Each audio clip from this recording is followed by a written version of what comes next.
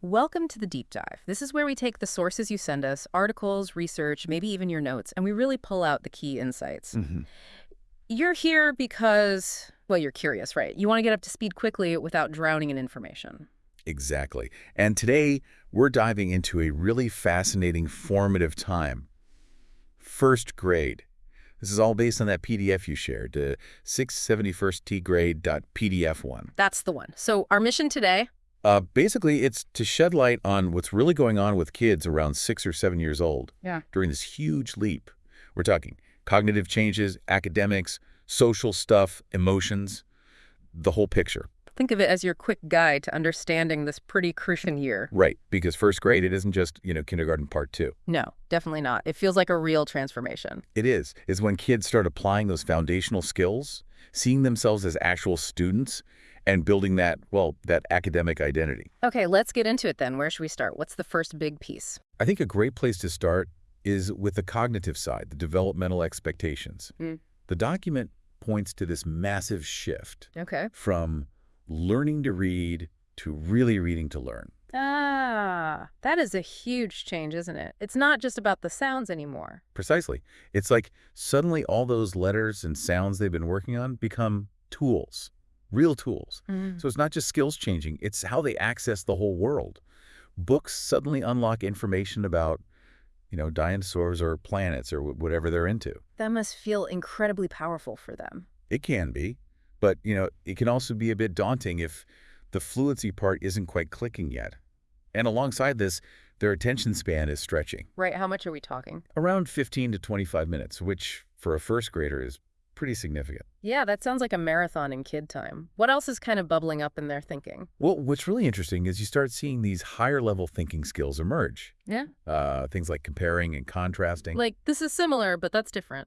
Exactly. And getting the hang of basic measurement, longer, shorter, that kind of thing. They start organizing things too, like toys or papers, into categories. It's the groundwork for more complex stuff later. And it's not just individual brain power, right? Their social understanding is shifting too. Oh, absolutely. You see a much stronger sense of fairness, rules, justice. And they're often quite vocal about it. Huh. Yes, I think many parents recognize the "that's not fair" stage. Definitely. And underpinning all this is better memory. They're holding on to instructions longer, recalling details, remembering facts more deeply. And this is also when we see the very sort of beginnings of executive function developing. Executive function. Okay, that sounds important, maybe a little abstract though. What does that actually look like for a 6-year-old? Think of it like the brain's air traffic controller, or maybe an orchestra conductor. Okay, I like the conductor analogy. Right. And in first grade, the orchestra is, let's say, just learning their instruments. So the document mentions things like mental organization, starting keeping track of homework, maybe. Planning, like figuring out the steps to build a Lego tower, and something called inhibition control. Inhibition control, what's that exactly? It's essentially the brain's pause button. Ah, And for a first grader, that button can be, well, a bit sticky. It doesn't always work reliably. right. So that explains why they might blurt things out or grab a toy impulsively. Exactly. Even if they know the rule. These are brand new skills, and they're just not fully online yet. They're still developing. That makes so much sense. So if the conductor is still learning, what are the signs we might see that show their executive function is still under construction? You might see them start something, get distracted, and then poof, totally forget what they were doing. Oh, yes. Mid-task abandonment. Right. Or if a routine changes slightly, like you put their shoes on before their coat, it can cause a surprisingly big meltdown. Because the sequence is off. Exactly. Their brain relied on that external sequence. They often need reminders and, repeated cues to stay on track. It's not defiance, it's development. Okay, knowing that's the why, what can we do? What are some practical ways to support them while these skills grow? The document has some great, really practical tips. Breaking down tasks like getting ready for school into really small steps, maybe just 2 or 3 at a time. Keep it manageable. Yes. Visual checklists are fantastic. Pictures showing each step for getting dressed, for example. Routines help provide that external structure. And, crucially, allowing for do-overs.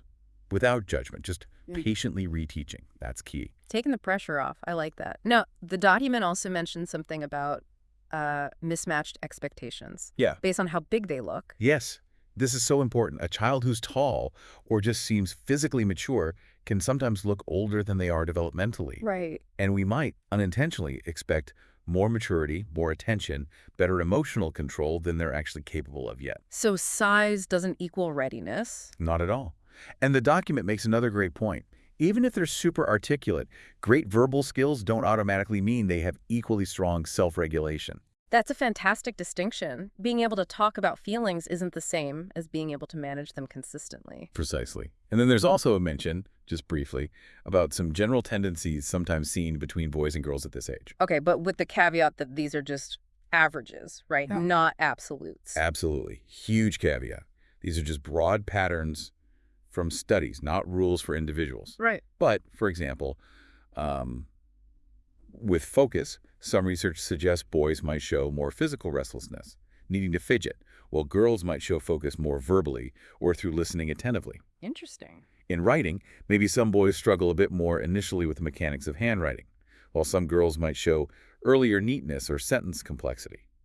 Emotionally, perhaps boys express frustration more physically, girls more through sensitivity to feedback, and reading may be a slightly later start for some boys in verbalizing their strategies, but strong visual skills, while some girls might verbalize reading thoughts earlier. Again, just general tendencies. Every child is unique. Okay, that gives a really good picture of the developmental side. Let's shift to the classroom. What are the core academic themes in first grade? It sounds like a packed year. It really is a big academic jump. Reading is huge.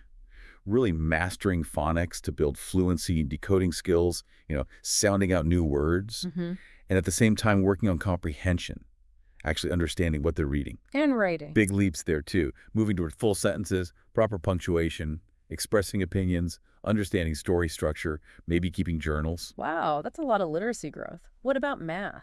Key goals are fluency with basic addition and subtraction facts, getting those answers quickly. Tackling simple word problems, building number sense, and starting on concepts like telling time and understanding money.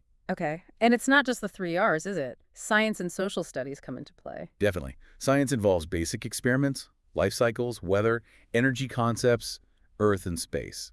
Social studies covers things like citizenship, basic maps, family and community roles, some simple history, holidays. And woven through all of this is SEL, social emotional learning. Can you give us a quick reminder of what that means in first grade? Sure. SEL is about those vital people skills and self-awareness. For first graders, it's about friendship skills, learning words for their feelings, managing frustration, developing empathy. Right. And what's really interesting, which the document highlights, is the shift many kids make from being mainly play learners to seeing themselves as academic participants. They start noticing who seems ahead or behind. So that's where the social comparison can start to creep in, and maybe some pressure. It certainly can. Yeah. That awareness of peers' abilities can really shape how they start to see themselves as learners, which actually leads perfectly into how we can support them at home. Okay, let's talk about that home environment. What really helps a first grader thrive at home? A predictable rhythm is huge. The document stresses having some downtime after school, just letting them decompress before homework or activities. That makes sense. Recharge time. Yeah. And reinforcing personal responsibility, even small things like packing their own bag or putting out clothes for the next day, builds independence. And just creating space for them to talk about their day, without firing questions at them. Let them lead. Giving them space to process. Now, you mentioned academic identity earlier. The document calls first grade the year academic identity takes root. That sounds pretty significant. It really is pivotal. This is when those first beliefs form. I'm good at reading. Math is hard. I'm a science kid. And these early ideas can stick around for a long time, impacting confidence. Wow. That's why we, as the adults, play such a huge role in shaping that inner voice. So how do we do that? How do we nurture a positive self-concept around learning? The key is focusing praise on effort, on the strategies they try, on sticking with it, not just on being smart or getting the right answer. So less, you're so smart. And more. More like, wow, I saw how hard you worked on that tricky problem, or Good. That was a great strategy you used there. Avoid comparing them to siblings or friends. Their journey is theirs. Right. And maybe the biggest thing, frame mistakes as normal, necessary parts of learning, not failures. Challenges are puzzles, not tests. That shift in language feels crucial. What about more direct academic help at home? How do we support without becoming Well, a second teacher. Keep reading aloud to them, even if they're reading themselves. It models fluency, introduces richer language, Good point. and definitely have them read aloud to you. Play math games, dice, coins, cards, board games. Make it fun and hands-on. Make it playful. Exactly. And ask open-ended questions. Not just, what did you learn, but what surprised you today? Or what felt tricky? Or show me something cool you worked on. Get them talking about their thinking. Yes. And maybe most importantly, when they hit that I can't do it wall, and they will be the calm presence. Encourage that next small step. Don't just jump in and fix it. Progress, not perfection. Okay.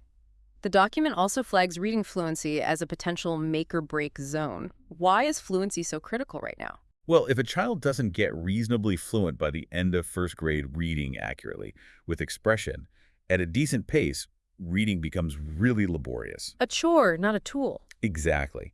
And that can lead to frustration, self-doubt, and avoiding reading altogether, which impacts all their learning.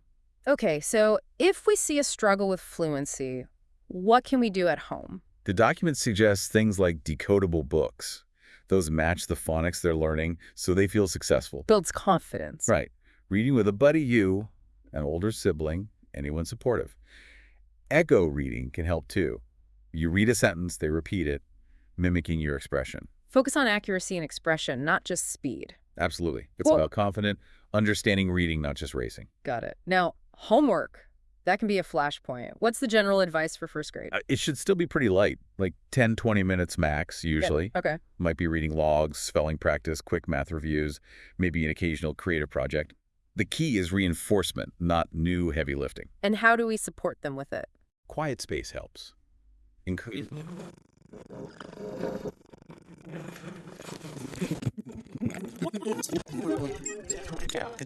Good advice. What about extracurriculars? It feels like there's pressure to sign kids up for everything. Yeah, the advice here is really about exploration over specialization at this age. So trying different things. Exactly. Nature walks, beginner sports, art, music, maybe simple dance or coding basics. Let them sample things and watch their energy level. School is tiring. Right. Maybe limit it to 1 or 2 activities a week. Let curiosity lead, not a packed schedule. The document also specifically mentions creative expression being important. Yes, hugely important. It's not just fun, it's how they process experiences, build fine motor skills, develop resilience by trying things, maybe messing up, trying again. So how can we foster that? Offer choice-based art. Let them decide what to create. A tinker station with safe things to take apart and rebuild is great. Even just letting them dictate stories to you. Love the Tinker Station idea. Okay, let's switch gears slightly to the social and emotional side. What are the big themes socially in first grade?